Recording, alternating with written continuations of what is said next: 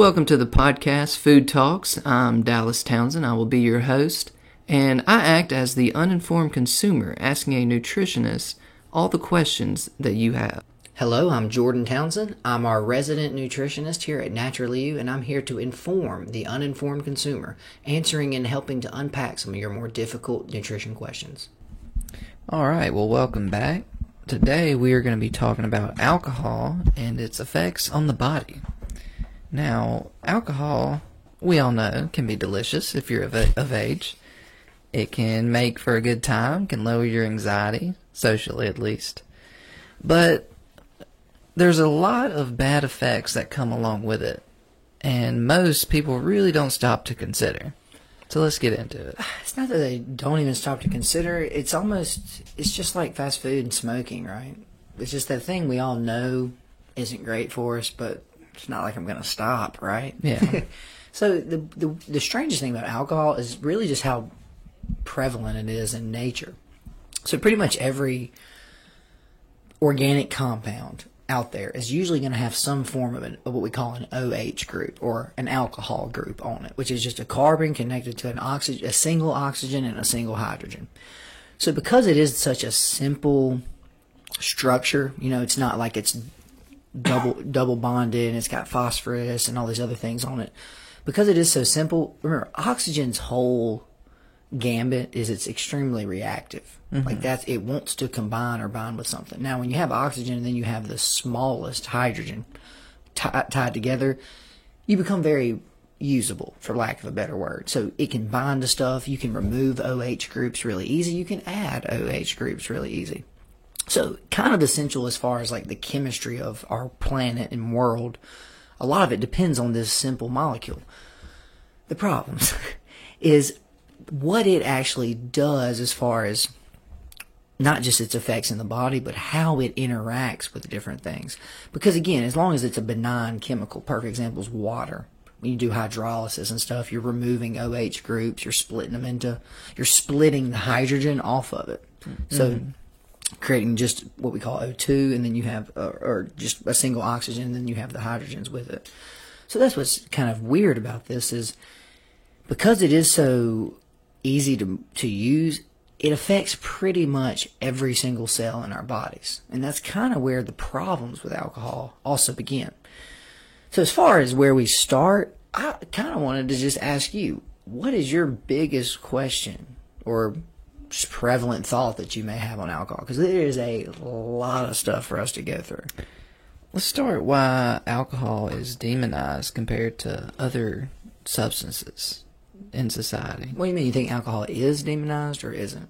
Or why it's not as demonized, given some of the bad effects that come along with it compared to other drugs. It's honestly just probably for the simplest answer is time.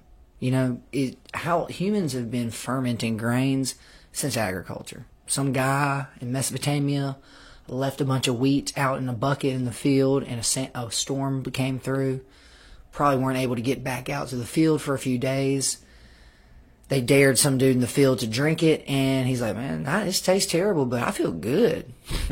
And there you go. So that's where alcohol is sort of the most interesting, is you can go back to some of the oldest writings and drawings we have, and alcohol is depicted. So the reason it's probably not demonized is it's almost been, it has come up with society. With people, yeah. Right, but think about it. Before farming, there probably wasn't a lot of alcohol consumption, probably, if any, just because where are you going to get all the grain to ferment? Yeah. So that's why alcohol is interesting, too, compared to some of the other quote-unquote drugs, is alcohol, you need man. Cannabis is a plant, mushrooms are a fungus. Alcohol needs you. So you can grow grain, you can grow corn, but if you don't ferment it, distill it, refine it, it doesn't do anything. Yeah. So it's just kind of interesting how you need these extra steps to get to actually what we call alcohol. But this is where alcohol starts to become, to me, a problem. The biggest thing I see, at least with my clients, is the one thing, other than sugar maybe, because we've talked deep about sugar on here, is alcohol. They are not willing to budge on their alcohol. And it's not even that they're alcoholics, not that they're physically addicted. It's that of all the things I'm doing in my life, Jordan, I'll sacrifice that ding dong if you let me have my glass of wine, if you let me have my few beers, if you let me have my gin and tonic. So that's where alcohol sort of becomes the problem. It's a very pleasurable thing, but just like smoking, it adds almost no value. And that's what's kind of scary, is even some of the other drugs, like let's even take some of the more hard ones like methamphetamines. Well, we have Adderall, and Adderall used by the right people in the right doses responsibly can be extremely effective and have mild to almost no side effects. Now, you can also smoke crank, so don't get that confused, but that it's just interesting that we know methamphetamine is a very harmful drug, but we have versions of it that in ways to use it. Dallas, I just implore you, tell me the effective use of alcohol. Like, where at a job, what task would you ever be doing that alcohol is helpful, other than maybe giving a speech at a wedding? Yeah. That's about it. Or a DJ or something. And again, more importantly, it's going to make you mess up on when you're performing more. It's going to make you slurred. It's going to make you a little slower. It might make you a little more brash. Make you a little more confident, though you should not be. But that's just why, to me, it's such an interesting drug. Even antidepressants, even these more new, in my opinion, a little bit less natural chemicals, right, than alcohol. A lot of people don't see it as a drug, or at least when I was coming up, talk about it as like, alcohol's not a drug. Yeah, it's sold. It's literally a psychoactive drug. What's sold in the grocery store. We do have liquor stores for the stronger stuff, but that's what's... But no one say, well, I'm doing drugs tonight. They was drinking some wine but it's classified as a psychoactive drug. And we talked about this too, caffeine as well, right? It's so easy for us to overlook what we think of the benign ones. Now, alcohol's not benign by any means. Caffeine, obviously, a little bit, right? I mean, have you ever overdosed on caffeine? You ever drank too much? Not really. Mm-hmm. I mean, you could forcefully do it, but it doesn't have that kind of effect. Whereas alcohol is just so weird. That's why I say is, even though it's one of the more naturals, and I mean that natural by it's present in nature, like you have OH groups on stuff. Like I said earlier, you need us to kind of step in to get it to a form we can consume. But that's the thing, you're not going to find HTT5P inhibitors just naturally in nature like you do alcohol. So to me, this where alcohol is so strange is, other than feel good fun, it really provides no benefit whatsoever. I mean, can we go down the list here? For which ones? Detrimental effects. Yeah. Now, yeah. You all probably know this. That's what's kind of crazy about it, right? It's just like smoking. I'm not really going to tell y'all anything new, but we can get into some of the reasons and the nuances of why. But the main thing is, the big things that alcohol really impacts, first and foremost, is brain. That's where you just said it's a psychoactive drug. Now, it's very interesting in that there's two types of drug classes. You have stimulants and you have depressants. Now, come on, guys, there's definitely more. Those are the big two that we're dealing with. Things either stimulate and push and excite the brain, or either things suppress and they slow the brain down. Alcohol is kind of a hybrid, and that's why it makes it super weird. So, as you've probably noticed, sometimes you can drink alcohol and you can get sleepy. Sometimes you drink alcohol and you get, like, jacked up. Like, you want to go party. You want to go get on stage for karaoke. So, alcohol is very interesting in that it's a depressant, but it also does stimulate some of our norepinephrine, or what we call adrenaline, too. So, the weird part is your brain is broken into all these different lobes. Well, alcohol affects different regions of the brain differently. Some of them it affects almost immediately. Some it doesn't affect until your blood alcohol gets to a certain level. That's why you can drink a few beers, you feel kind of relaxed. You drink a 12-pack, you can't walk. Mm-hmm. So that's sort of that cascading effect we have of alcohol. The main thing is, though, it's really stimulating, or more importantly, it's interfering with GABA. GABA is what we call one of the down regulators. It's sort of the opposite of adrenaline. It's not exactly. There's a lot of other deep scientific stuff there. For the point of this podcast, it's more of the relaxation thing. So the problem with that is, by interfering with the thing that down regulates your brain, it almost unhinges the brain to run out of control. That's kind of why we see the actions from alcohol that we do. Now, through doing some research, we still don't really understand any of this fully, which is, again, most of the brain, right? Yeah. It's funny because we can all drink and explain it, but figuring out the actual what's happening behind the scenes is still just an absolute chaos. So that's the first one. Main things it does is when it interferes with this GABA, the first thing that goes is your prefrontal cortex. Now, you know anything about prefrontal cortex? That's your coordination, right? No. That's actually not coordination. Prefrontal cortex is emotions. Oh, okay. So anxiety, fear, depression, those types of things. So those are the first things to get blunted. That's why when you start drinking, it's pleasurable. Hey, I'm not nervous anymore. I was nervous. I'm not nervous anymore. I was feeling kind of anxious. I don't really care what anybody in this place thinks about me now. So you see how it caught on. That's why I always just joke, is like, you see why the human brain liked it. Now, it also kind of comes with this surge of norepinephrine or adrenaline as well. So not only do you lower your inhibitions and nervousness, anxiety, it also kind of boosts you up too. So the previous introvert all of a sudden is the one on top of the table taking his shirt off. It's like, what is happening here? That's not how that person acts. It's not. Their brain chemistry is changing. So that's what's so interesting to me is we're very protective and defensive and like, this is me. This is how I am, right? I'm an introvert. I can't be that way. Really? If I just tweak your brain chemistry ever so slightly, you're the one leading karaoke. So that's what to me is still the biggest mystery about all drugs. How is it that you can completely make a human act different than they would ever act normally? That's because the signals your brain is receiving are changed. So that's just why drugs as a whole are kind of crazy. We don't ever really talk about that side of them, but that's why people use drugs. They don't want to be themselves. This is where alcohol and all drugs become kind of dangerous. You're using this thing instead of being productive, right? Instead of finding calories, instead of taking care of your family, instead of being a prominent member of the community, you just drink. That's where you get your dopamine. That's where you get your serotonin. Go ahead. So it's widely known why they banned alcohol, the prohibition, why they tried it. What they were trying to do, right? Because if you look at the statistics, there's still a case today that this stuff is very detrimental to a society. If you want to be really freaked out, I can even look it up just real quick. Look up the average consumption in the 1900s of alcohol. Because you forget, Dallas, remember, right around the 1900s, that's when the FDA was founded, like 1921-ish. Why don't you look it up real quick? So, on sexual assaults, over 50% of reported rapes involve alcohol. So half. Violent crimes, 40% of assaults involve alcohol, and 40% to 50% of all murders involve alcohol. So very prevalent with violent crimes and, just any violent crime, sexual assaults as well. So yeah, if there's anything that's really detrimental to society, it's alcohol. But we tried getting rid of it. It doesn't work. As you see, it just pushes it into the black market. People are still going to produce it, still going to make it.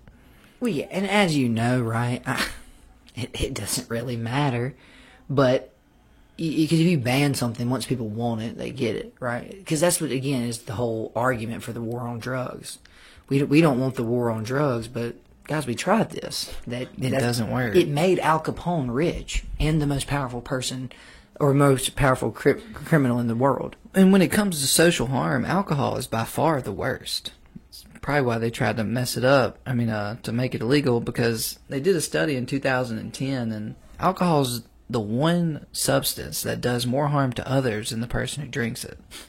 And I'm sure that was probably due to like car crashes, drunk driving and all that. Well, but you just said domestic assaults, rape cases, like anything that and that's what's crazy. Those are just hard statistics, not based on like survey data.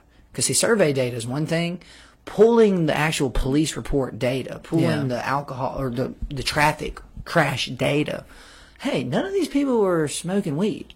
None of these people were on meth. None of these people were on any of insert other drug that you want to villainize. That's, to me, the scariest part about it, is we let the worst one be and we try to crack down on the other ones for fear that they may replace the worst one. Yeah. Right? Like, what is that? Can't have weed legal, even though, where is that on the list? Cannabis. That one was... It goes, alcohol is the worst. by far for other social harm, and then pretty high for self-harm. And then heroin was about, 50% gonna harm the other person, and then 25% gonna harm, 25% gonna harm like other people, and like 50% yourself. Then crack cocaine's like right underneath that, methamphetamine. Although meth has a very low harm to others rate, like literally like 0.2 or 2% on it. That's the thing. Most of that's usually going to be petty crime, people stealing or trying to try to get more. Then meth. cocaine, then tobacco. Interestingly, then amphetamine, just amphetamine, and then cannabis. And amphetamine is probably GHB. Amphetamine is probably the more purified version, meaning people selling like Adderall or stuff. You know what I mean? Like because methamphetamine is where these chemicals get different. They do act differently in the body. Yeah, and all the way down at the bottom of the list, LSD, buprenorphine, BPH is like buprenorphine, and then mushrooms at the very bottom with like 8%, or however this graph is working here. It's like possible harm rating. But yeah, it's just really interesting when you look at all these together. Now, that was 2010. I'm sure stuff's changed within a decade, but I'd imagine they're still probably pretty close. Although I'm sure the cannabis one may have scaled up, given that it's probably closer to legalization. Well, just as a quick thing, too, just to get back to what we were talking about specifically, the average American today drinks about 2.3 gallons of alcohol a year. So first question for me and you is, who's drinking Jordan's share of the alcohol, right? It's the same thing as antibiotics. We talked about that on here one time. I think the average American takes 3 or 4 rounds of antibiotics a year. And I was like, okay, hold on. I haven't had any since I was 11.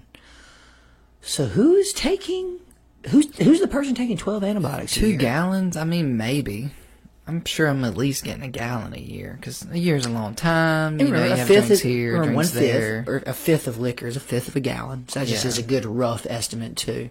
But no, you know what it was in the 1800s? It was close to 15 gallons per person. So that's crazy. Well, I was reading about that back then. Dallas, what else did they have? Water. There wasn't water and beer. There were no drugs, right? They didn't have heroin. They didn't have meth, amphetamines, crack cocaine. They didn't have cannabis. They didn't have anything like that. Yeah. So if you wanted to feel different, it was alcohol. So if anything, the irony of banning the other substances to protect us is the biggest laughing thing I've ever heard in my entire life. Because if nothing, people would maybe move towards less harmful drugs, right? Maybe people would start to smoke cannabis. Maybe they would start to use these other things to try and mitigate. Again, because that's the thing. My favorite thing to tell people, the worst part about alcohol has calories. What other drug do you use has calories? That's true. I don't think any. They don't, and we'll get to it. That's one of the other big parts. But if you sold alcohol, you probably wouldn't want people trying other products. Wait, you mean business doesn't want to lose business? Yeah, I mean you would want them. Business fears competition from other businesses, but that probably is what stops a lot of other legalization. Probably why it took so long for weed to get a foothold. Well, let's get to number 2 then. Because this is the next big problem. Because, again, if you really look at the fastest growing disease in our country right now, what is it? Depression and anxiety. Those are the ones that are obesity. Skyrocketing. That one's been number 1, so it's not really growing. It is actually. It's growing. I was about to say, sadly. I mean, we looked that data but that up. fits in probably with alcohol, with all these. I mean, beer belly, hello? We can talk about beer belly, too. I'd love to get into some of that, what's going on, too. I just want to talk about depression, because when you're consuming a depressant, and you feel depressed, are you surprised? Whereas if you drink a cup of coffee and you feel stimulated, are you surprised? But once you tell people that alcohol is a depressant, they kind of look at you funny. But they have Klonopin, they have all these benzodiazepines, and all these other things that are depressants, Xanax. These are all anti-anxiety medications. And funny enough is a lot of what they were structured on when they were being produced was alcohol. They wanted to figure out how do you down-regulate some of these brain things. So that's why it's extremely dangerous to drink on any of these sort of anti-anxiety, antipsychotic type drugs, because that's why the irony of alcohol is that the way it kills you is you fall asleep and you just don't wake up. Because strangely enough, we talked about this. Remember, we were in prefrontal cortex. Alcohol specifically, more importantly than anything, any of the depressants, the GABAs, all affect the brainstem or the cerebellum. That is what is control of everything you don't control. That's eyes blinking, that's heartbeat, that's breathing, Dallas. So that's what's actually really scary, is you can drink yourself to a point that you depress your breathing and heart rate so much that you literally can't get oxygen throughout the body enough anymore. Also, people will pass out, well, then they start throwing up because your body goes, I've got to get... You still have some in your stomach, and the liver still hasn't even gotten to it. So that's the way intoxication occurs. Alcohol is very interesting. When you drink alcohol, it's immediately actually absorbed partially even by the stomach. So mostly the small intestines, but as soon as it gets into the stomach, you start actually absorbing some of it.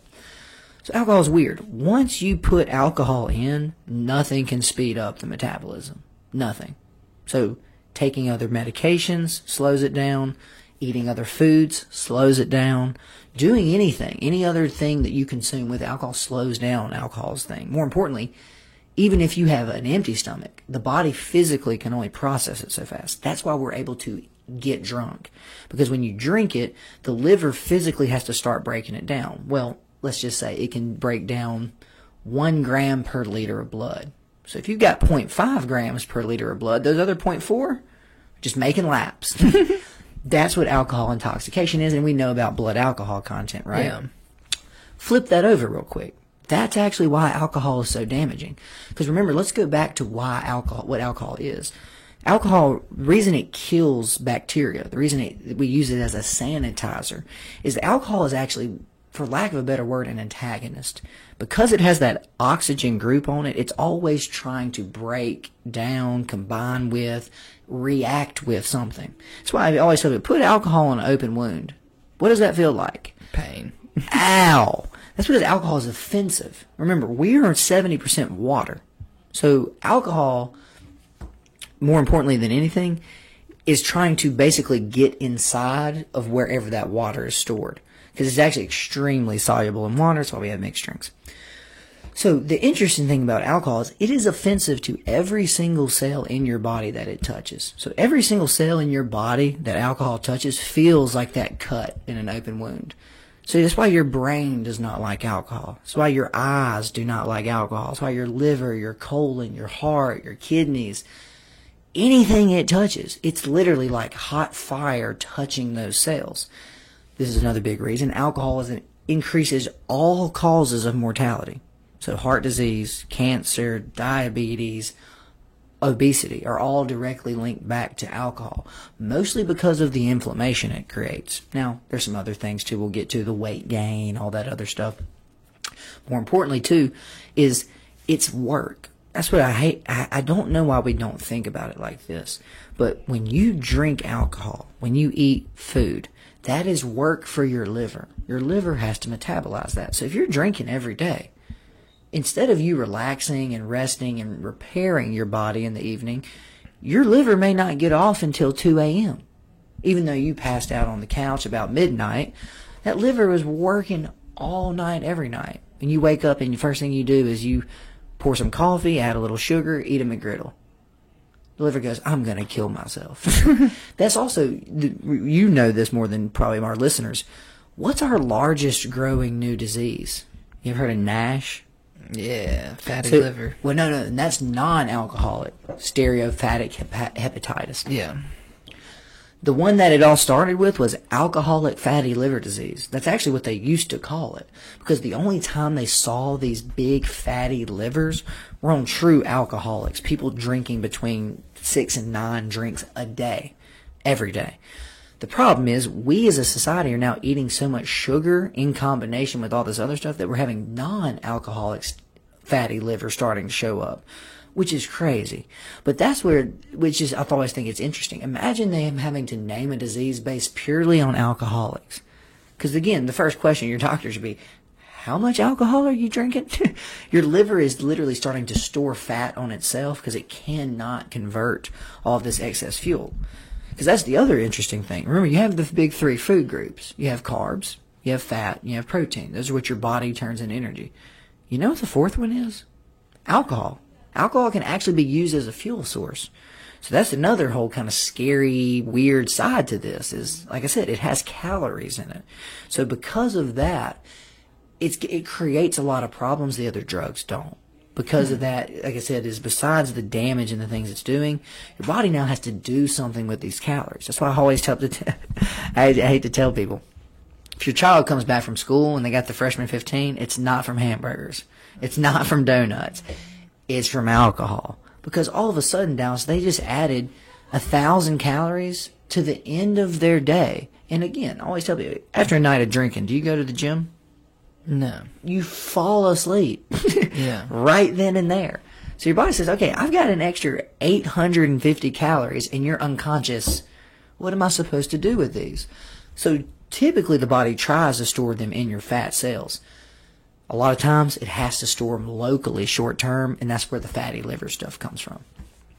So why do you think it's so addictive? Is it just there's a natural component, or is it just people enjoy the euphoria and their other life problems feed into that? Or is just the alcohol itself naturally addictive? I think it's all of them. So one, alcohol is weird because it is so culturally accepted that we almost... If I took an Adderall at dinner in front of my family every night, they'd freak out and send me to rehab. Unless you were medically diagnosed, but... Or no, I'm just saying, like, if I just, like, took my Adderall like that, like, Yeah. it's 8 p.m., I'm going to take an Adderall. You're like, okay, you probably shouldn't start speeding since the sun's been down for 3 Yeah. hours. But if I go to dinner, hell, let's even get worse. It's Christmas. You bring wine, right? Yeah. Hey, guys, we have whiskey punch, we got eggnog. It's just like this weird... It's celebratory. It's tied into our meal time. So you see what I'm saying? How that one's even more sneaky? So if there's all that, I made that whole point to say, which one are you more likely to abuse? The one that your friends are cool with and your family brings you bottles of, or the one you have to do behind closed doors? Yeah. So we almost kind of create a society. I don't know about you. I remember college. If you were not going to drink alcohol, you were going to be literally the only sober person at the entire event. So it ends up kind of creating not pressure in the sense of you have to do this, but it's so accepted, you know? Yeah, it's like if seen everyone's as, like, wearing a red shirt and then you're wearing a green shirt. It's like, why are you wearing a green we're shirt? not bro? mad at you for wearing the green shirt, but you should try this red shirt on. Yeah, this red shirt's awesome. Come on, man, just try. It's cotton. You'll love it. And you do. And I know I'm not used to red. I'm usually used to green. It kind of tastes funny, but you wear another red shirt, and you wear 3 red shirts. Yeah, because everyone else is wearing red shirts, You know, and hey, man, it's cotton's kind of people breathable. liked you better when you were wearing the red shirt. Yeah, this cotton feels good, man. I like this. So there's a lot of social pressure and norms, That's why I think we have even a lot- low key. I just think that's why we have a lot of alcoholism, is because again, even me and you, we're underage watching the Super Bowl, the Clydesdales, Dallas, right? We got beer commercials, we got liquor, we got drinking, margaritas, limeritas. It's like you can't even breathe. You go to the beach, you get a pina colada. You go to a ball game, you drink a beer. You see what I'm saying? Like it's early in the morning, you drink a mimosa. It's like, wait, what other drug class do we have, like a morning version of, an afternoon version of, and a night version Just of? wait, cannabis, they'll bring edibles. Right? And it's like, oh, eat it for breakfast. And again, then everyone sits silently in the room and doesn't speak to each other. Have you ever met anyone going through withdrawals from alcohol? So not personally, but that was what I was going to say is the other kind of scary thing is alcohol is one of the few drugs that you can actually physically die from stopping drinking. So it goes back to those GABA receptors we were talking about. Is what happens is when you stop artificially suppressing them all the time, just like when you stop an SSRI, like an antidepressant drug, the brain chemistry almost is a little freaked out. Remember, if you're going to suppress GABA, we're not going to make as much GABA. It's going to get pushed back down. So all of a sudden, you unplug the hole, you just stop drinking cold turkey. What you create is basically a negative feedback loop, and it can actually lead to seizures. So I'm not saying it just kills you outright, but the seizures and the convulsions and things like that can actually cause death. Go ahead. There was a There was a busboy at Cock the Walk when I was working there, and he had just recently decided to go cold turkey, and it was obviously the worst mistake he'd ever made because he started having cold sweats. He literally looked like he had the flu, and he was just like miserable. And he said he was trying to quit, and of course he started back because he was about to die. Well, your first but question he needs is, to wean off. Your first question is how much are you drinking? I don't know his personal life, but I would assume a lot. And you have to. Given from what else I knew about him, I would assume a lot. And that's what I'm saying. Even the person, just throwing this out there, guys, the person drinking even 3 glasses of wine a night, every night, is not going to go into alcohol withdrawals. I think it's something like you got to be over 7 to 10 drinks a day. Yeah. And then you start having those problems. But no, again, you can stop pretty much all the other drugs, not even cold turkey, but you don't have these kind of side effects from them. That's why alcohol, again, is so crazy. That you can even go in some hospitals. Some hospitals actually keep whiskey as a medication for that exact reason. And some doctors have to prescribe it to people. Think homeless people coming into the ER. You have to actually prescribe them a few liters, or not liters, my apologies, milliliters of alcohol to keep them from going into withdrawals. They'll start shaking. It's when you get this motor. It's when you start messing with motor function. To be fair, the guy going through withdrawals, he also told me about wet sticks. You ever heard of those? Oh, Jesus. These were cigarettes they would dip in embalming fluid. Yeah, it's actually PCP, but yeah. Yeah, and then smoke them. And he's like, I saw the clock come off the wall and fly. And I was like, yeah, man, you smoke horse tranquilizer. it will definitely do some weird stuff to you. So I wasn't surprised he was going through withdrawals. But that alcohol may actually be lower on his priority list as far as what he may do. But no, that's why I was just to get back to alcohol and kind of its damaging effects. Remember, it affects everybody, every single cell does not want alcohol near it. It causes it to be irritated, causes it damage, causes it to, more importantly, denature. Remember, that's what we were talking about. So that's why alcohol increases your cancer rates, because if you have this inflammatory, antagonistic chemical sitting in your small intestines, coursing through your bloodstream. That's going to increase your risk for heart cancer, colon cancer, kidney cancer, liver cancer, thyroid cancer, brain cancer. So that's what's even scarier. There is not a single cell it touches that doesn't increase the risk of cancer from. Other side of that, do we know about fetal alcohol syndrome? yeah. Alcohol is so powerful that if you are developing as a fetus, it can permanently and irreparably I can't say it. You can't fix it. Damage the fetus. You will permanently not have an ear. Hello, what?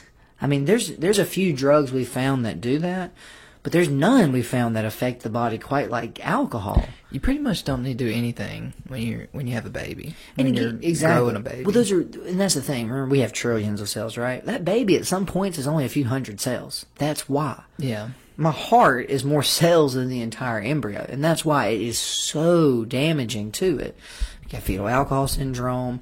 More importantly, they say the good rule of thumb is whatever is developing that day, if your blood alcohol reaches too high, as you know, I think we're talking about pregnancy again soon, mother and child share blood supply. So the other problem is you actually can come out, same with sugar, by the way. If you're eating too much sugar, your child can come out pre-diabetic.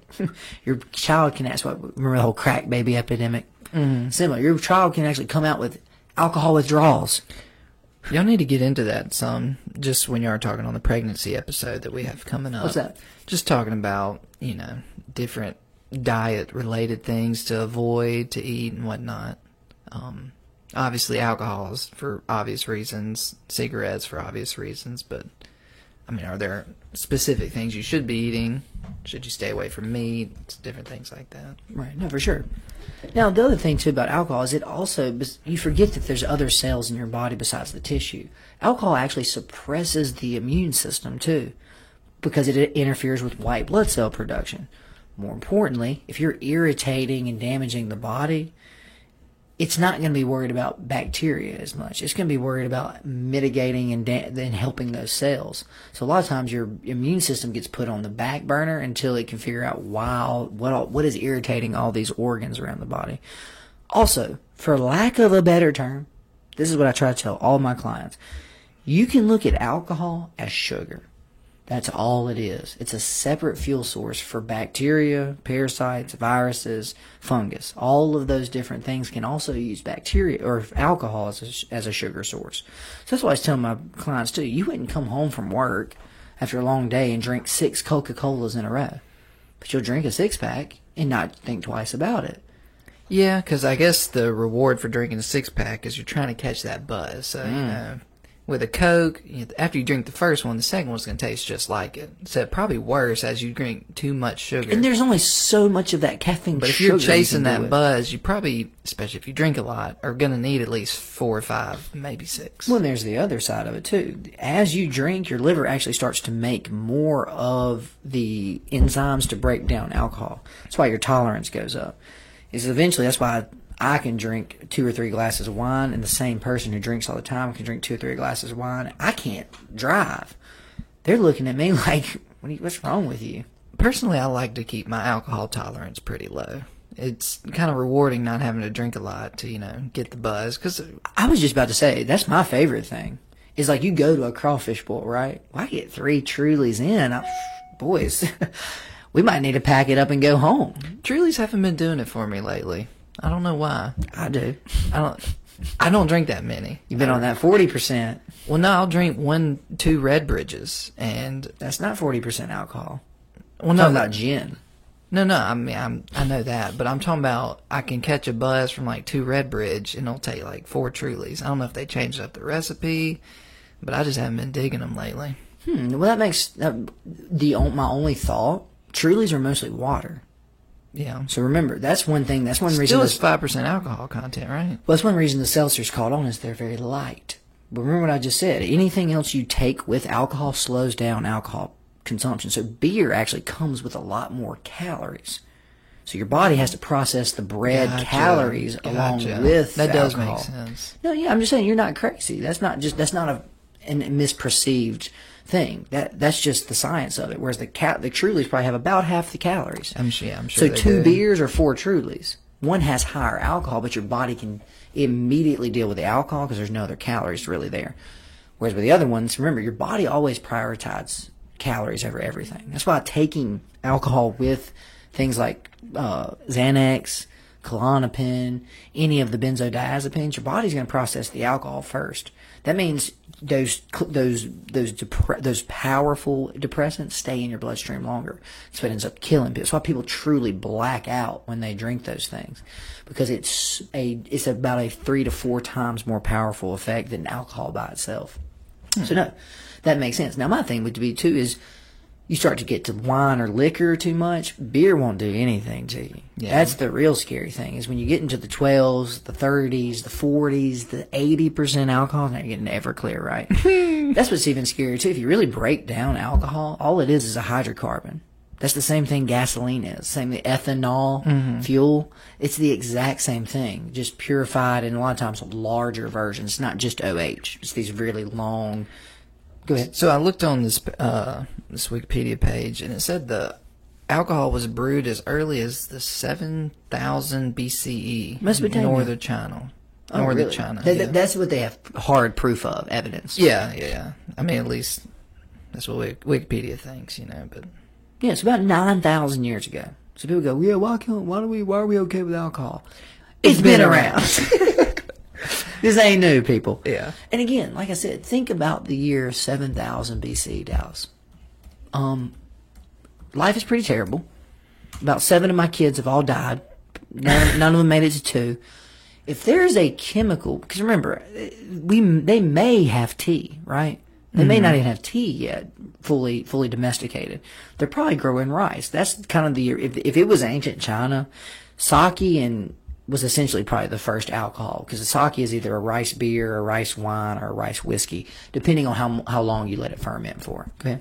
So I looked up the cannabis just to see a little bit of retrospect, and it says there's evidence it was first smoked for its psychoactive effects 2,500 years ago. India. In the Pamir Mountains, which, yes, Central Asia, South Asia, so somewhere in there. So look, that's the thing. We might be a very European Western culture now, Guys, everything started in the Far East. I hate to break that to you. It really did. But like that's the thing. The two oldest societies we know of continuously are China and India.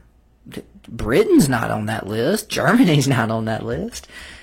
Don't even get me started on America, right? My gosh, that's just what's kind of funny more than anything is most of the oldest stuff we know about continuously being the same are those places. I was trying to look up when crack cocaine started. The 80s, baby.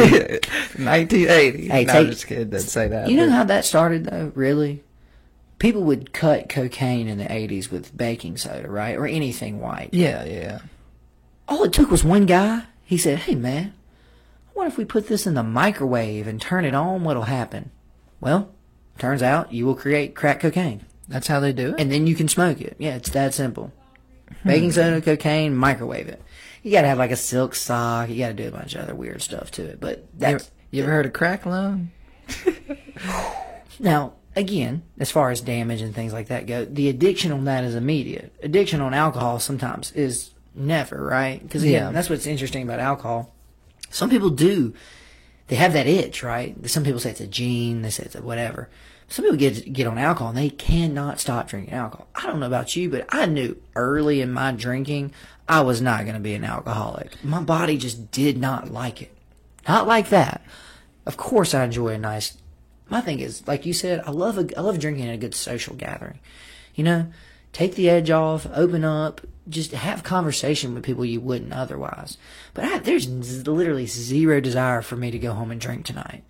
We're going to a crawfish boil this weekend. I don't even really have that much desire to drink there because I was at a bachelor party this last weekend.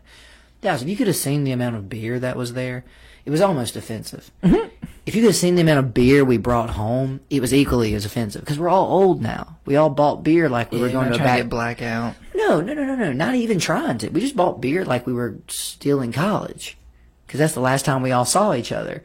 But now we all came. It's like, guys, four Trulies, and I'm kind of set. Like I'm kind of riding this wave, feeling like I want to. But no, it's just funny how, for whatever reason, some people get stuck. And I would say it's really for any drug, right? Some people get on caffeine. They go to Dallas. I'm a caffeine drinker. There's not a version of me that is not going to drink coffee in the morning. I don't have that either. And maybe I just am less prone to that addiction side of it than some people. I don't know. Do you remember that I think it was a podcast we listened to with Joe Rogan about what is natural? Oh, yes. And we talked about it. It was a very I don't know if we could do a podcast on it, but that's just... we did. We talked about it. We went all into the natural stuff. Oh, yeah, we did. That was a very good topic. Yeah, recently. But no, it's just interesting to think, like, I mean, what of these drugs, some of these are good for some people. Right. Like, Adderall, they function for example, like better yeah. with these substances because they can regulate them. For sure. And they are productive. It's just... Life's a complicated thing. Well, and that's the thing too. I feel my big. This is just a theory, and this is just funny because I've been listening to this podcast recently where they just go over American history. So it's just two comedians and they read stories like true events that happened. Mm-hmm. Dallas, if it was before the year 1900, you can guarantee that anytime a group of men were working, they were just actively drinking whiskey. More importantly, in the American Revolution, every man's had a whiskey ration. Well, think about that. If you're drinking 15 gallons in the 1920s, you're probably drinking 20 before that. I mean, for sure, right? Well, that roughly estimates about a gallon. I mean, it's a little more than let's just say 13, right? It's a gallon a month, right? Of whiskey a month. So that's 5/5 a month. That means every week you're drinking a fifth of liquor, not beer, not wine, a fifth of liquor. If you can get your hands on it. It's amazing we have history from that era. Who was writing stuff down? Everybody drunk all the time. How did we get anything built? How did we build bridges? I don't know. That's a good question. When most of the people, because that's the thing, how do you regulate that, right? If you're a foreman back then, you're going to tell all these laborers that have literally been here since the sun went up. They've all been working, digging a ditch for you. Hey, guys, y'all can't drink. Hey, F off, man. Like, you come dig this thing. Well, who else are you going to get? We're all drinking, buddy. I don't know who you want to go hire. But I'll leave. I'll go work for him the brick mason lets me drink. It's like, oh, that's not really a good idea either. I just think it's funny that now we have these very strict laws. Like, there's no drinking in the workplace. By the way, good. We're on the side of laws. I'm very pro. We're pro laws. It's just that was never history ever. And that's what that's what those comedians were kind of joking about. They were like, man, did anyone not drink on a work site before the year 1900? The answer is no. More importantly, in the Civil War, even up until the 1860s, alcohol was part of the rations they gave you. Like, here, look, give everybody some whiskey so they don't leave. They'll run away. They'll desert. I was going to say, you also got to think about the style of fighting they were doing. You kind of need to be drunk. Especially, I mean, the American Revolution. I hope they had whiskey rations what then. What other drugs are there, Dallas? Because, again, remember how multifaceted alcohol is. You give somebody some, they get brave. You give somebody more, they pass out. So that's an anesthetic, too. We got to cut this guy's leg off. All right, Jim, start drinking. Polish off that whiskey. As soon as you knock out, we're going to take this leg off. So you see what I'm saying? Try not to wake up. Yeah, but because we didn't have any access, it became the go-to. For any, are you sad? Drink alcohol. Are you happy? Drink alcohol. Are you in pain? Drink alcohol. Hey, we just discovered heroin. Try some. It's like, yeah, this is okay. I think I prefer the whiskey. Right? It's just like, it's just so crazy. That's what I was going to say is that to me is why alcohol will never go away. No matter how damaging it is, no matter how bad it is. It's just a part of people. Like I said, you got to go back 9,000 years. Remember when I always joke on this podcast, I always say, let's go back 10. Well, 1,000 years later, we found alcohol. You know what I'm saying? So, like, that's kind of insane as far as the timelines are concerned. We'd probably be a multi-planetary species without alcohol. Like, we would be so far advanced. Well, we would have had rockets in the 1600s. Oh, yeah. Like, there's nothing to do with this planet. We have to go find something that'll alter our mind. Or more importantly, half the country's not in a constant buzz, haze, days. Well, we talked about this, remember? In early, I think it's 14, 15, 1600s England, they called it light beer. Because they basically would take the water in the River Thames was so toxic and poisonous that if you drank anything, it had to be alcohol. So what they would do for kids is they'd cut it with they'd add water and alcohol to it to make it a little bit less concentrated. But the writers of the time, remember, were writing about it. Like the entire society was in a collective kind of like buzz. Because, guys, if you drink the water, you're going to shit yourself to death. You're just going to poop and poop and poop until you die. have to drink. You have to drink alcohol to stay alive, Dallas. So, stay alive? Where was this at? This was in England? England, yeah. So, that probably has a lot to do with, like, Europeans' cultures of, like, being able to tolerate alcohol. Because isn't there a problem on reservations with Indians? They have a high alcohol, like, abuse rate. Just because they're probably... Throughout history, they're not genetically predisposed to large amounts of alcohol all the time. Yeah, it's funny because a lot of especially now, I can't speak as much for South Americans, but Native Americans to North America specifically most of them lived in big traveling communities. Now, some of them were stable and had stuff like that, but they did not have brewing. They didn't have this creation. Just never figured it out. Whatever it was, right? Whatever. I mean, they have the stuff in North America to like corn. Yeah, sure. Okay. And they had corn. Yeah, they never. Maize actually came from North America, which is even more interesting. So right? they never stopped to just like let it ferment. That's interesting, right? Or just didn't have the accidental happenstance upon it. Because again, think about Europe. If the first access to all of this really was in China and 7,000 years ago, that means it came from Asia. That means it didn't come from Europeans even. Or even really Mesopotamia, which is where most of this started too. I had to double check. I had to Google to make sure Native Americans had check alcohol. It said some Native American tribes produce weak beers, wine, and other fermented beverages, but they had low alcohol concentrations and were used for ceremonial purposes. So they weren't just drinking a drink. See, right. They were drinking a really weak beer for ceremonies. Well, they also used tobacco and other things like that similarly, right? They would smoke peace pipes after war. They would not smoke every day. Are you crazy? We can't... What am I just going to smoke this pipe every day? Cut to guy in England literally smoking a pipe every day in a tea house, right? So it's just funny how like a different culture found the same technology and access and said, look, this is special, guys. We got to reserve this for very special times, religious practices. Whereas, let's just call it what it is. English Anglo-Saxon said, let's party. This feels good. How much can we drink? You only live once. Indian salt, you live multiple times. Again, right? I just think that is super interesting that they definitely had access, but they reserved it. Again, same with tobacco. They said, look, we would never abuse tobacco. This is something that means something very special to us. Yeah. So it's just, again, that's crazy. Cultural difference is really what kept a lot of it. Now, a lot of it, too, is the Plains Indians probably didn't have a lot of it, right? The ones who were more nomadic. And those were usually probably the ones that... Well, I mean, I guess you could carry barrels and stuff, but... Well, no, they're not. I was just going to say they're not growing crops. You pretty much need agriculture to get to alcohol. But there you go. Who probably suffered more from the introduction of alcohol? There you go. Native Americans. There you go. You look through Oklahoma and a lot of these different places. Just because it was higher concentrations of... Well, we also showed up and we said, well, they said, look, we drink this once a moon, to respect our ancestors. We just said, look, we drink like a gallon a week. Yeah, they had to tell we had to drink this just to stay alive. We had to drink this every day. How dirty is y'all's water? Don't ask. How do you think we're here? Yeah. Right, It's a good point. Guys, welcome to history. We've somehow taken alcohol to the history of the planet, but that's what it is, right? So the bottom line, the biggest problem with alcohol more than anything is that it kills you.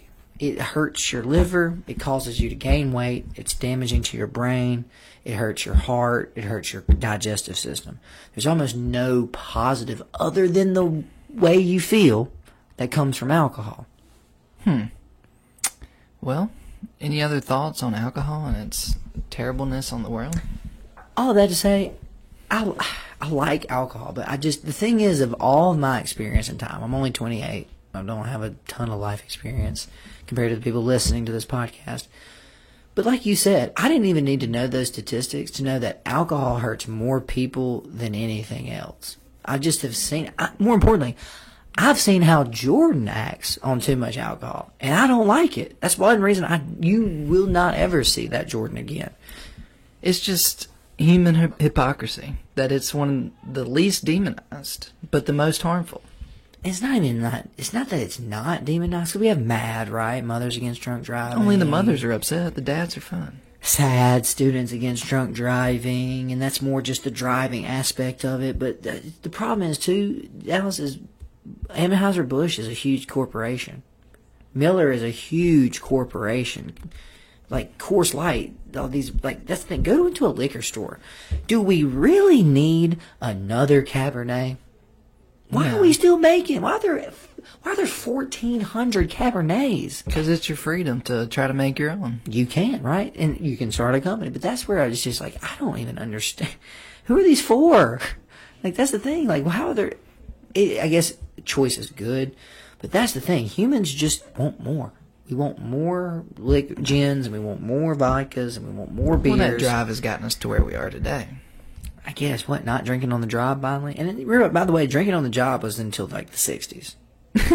That's super, super new that we even don't do that. We need to cut this out.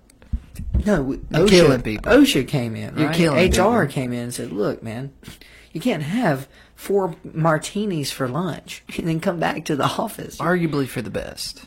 Definitely for the best. You're freaking puking in the conference room. All right, well, that's been a good episode. If you're still listening, we appreciate you. Go have a glass of wine on us, but not too many. Keep it in check. Don't drink every day. And, honestly, if you're drunk right now, listen to this. That's fine. Right on. Leave us a comment. You know what your gab is doing. Yeah, your gab is working hard. And get a good night's sleep.